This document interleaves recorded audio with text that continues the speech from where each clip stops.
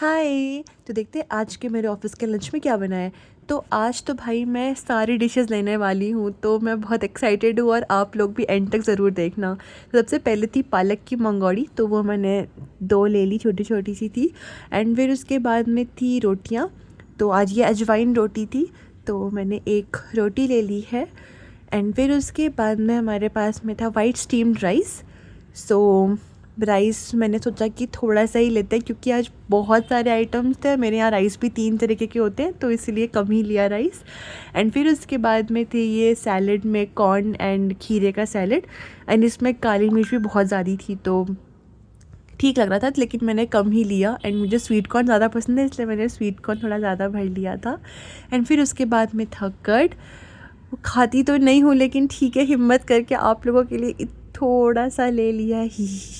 Actually test बर्दाश्त ही नहीं होता, तो मैंने ये इतना सही कर लिया था ताकि वेस्ट ना हो एटलीस्ट। एंड फिर उसके बाद में था ये गट्टे का पुलाव। तो ये काफ़ी न्यू चीज़ थी, मतलब मैंने ये कभी ज़िंदगी में भी नहीं सुना था अपने कि गट्टे का पुलाव भी बनता है। तो मतलब इसमें गट्टा था, और गट्टा मतलब बेसन की सब्ज़ी होती है, और चावल।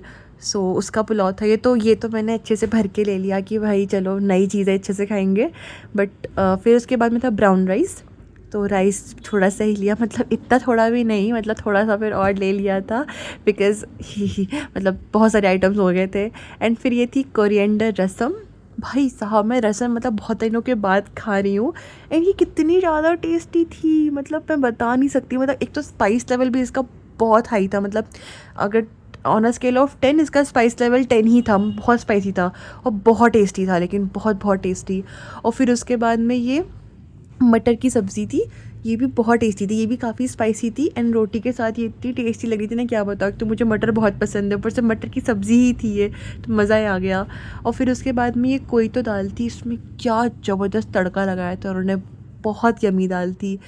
तो ये दाल मैंने थोड़ी सी ही ली है।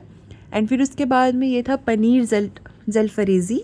सो प्लेट में मेरी जगह ही नहीं थी, तो फिर मुझे बेचारी रोटी को राइस के ऊपर रखना पड़ा जगह बनाने के लिए।